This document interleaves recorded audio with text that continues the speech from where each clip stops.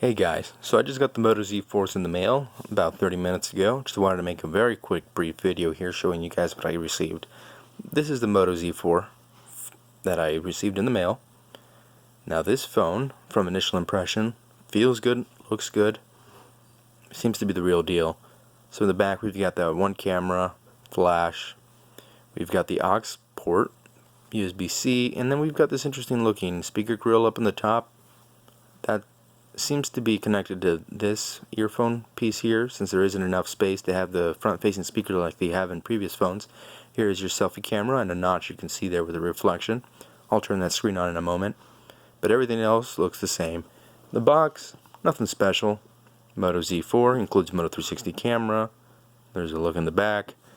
Spec-wise, it seems to be correct. 124 with 4 gigs of RAM. The date is interesting. Looks like this was made not even 2 weeks ago. Now in the box, of course, you receive your Moto 360 camera, brand new, and you receive your little box with the AC adapter and your USB-C cord. Okay, now the screen looks fantastic, and the fingerprint sensor is under the screen, which is really cool. The bezels are small, the notch is not that big, definitely better than the iPhone and the Pixel 3. And that's pretty much it when it comes to the screen. Now specs wise for the camera does appear to be a quad pixel.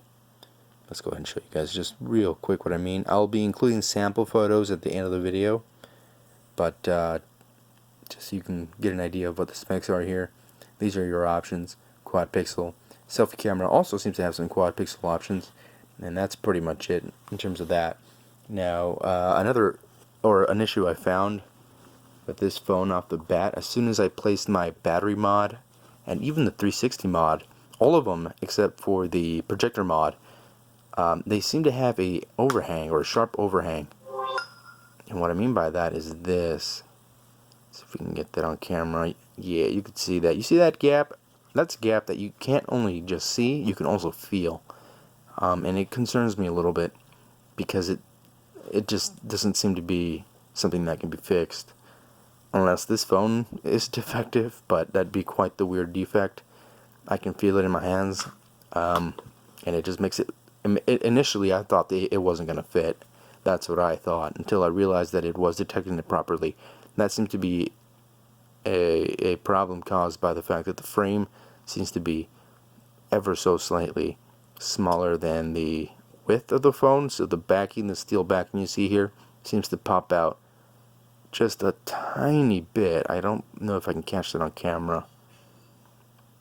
You might be able to see it there, but that's what causes it not to be flush and causes that overhang. Again, hopefully maybe it's just a defect on my phone, but I don't know. There are no other videos up online right now at that time of recording, so I can't collaborate that. One last thing, screen protectors. So I saw there was 2 listings for screen protectors, one for the Force and one for the Play model. This is not a Play or a Force, so I don't know what was going on with that. But the claim with the Play model is that this screen protector was meant for these phones, and that it wouldn't fit a Force model because the Force model had a larger screen or something like that. Now, what I think it might be, don't know if there even is going to be a Force model this year, but with Force devices, you have a flat screen, so you can have a screen protector that covers the entire front of the phone.